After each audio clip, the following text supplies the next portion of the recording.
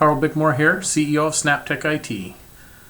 Now we're going to talk about mergers and acquisitions valuations. Probably the most mysterious part of acquisitions is figuring out what is a business worth, whether you're selling it or buying it. And the reality of it is if you and the other person either selling or buying can't agree, then the business deal is not going to happen. And so ultimately your business is worth what somebody's willing to pay for it. That being said, there are a few tried and true ways that you can evaluate a managed service practice that are pretty effectively and commonly used and can be a great way to have the conversation about what a business is worth. We find a lot of times that the buyer thinks the business is worth a lot less and the seller thinks the business is worth a lot more. And that's the value of having these commonly used practices.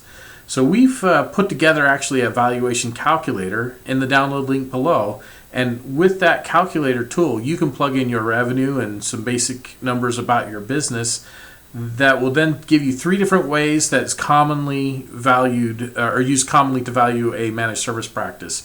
There's a way based on the multiples of EBITDA, giving the common ranges that you might see out there. Oftentimes it's somewhere between 3 and 7, 8, maybe 9 times EBITDA, given the certain reasons why it might be multiplied more or less. Another method is to take the amount of recurring revenue you have and put a multiple on that, or even the top line revenue.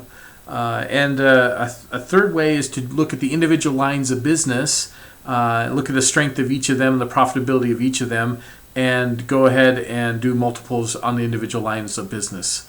At any rate, you'll see the calculator link below. Hopefully that's something useful that you can use to kind of play around and figure out what is my business worth. Look forward to more conversations around this as we go, so please stay tuned.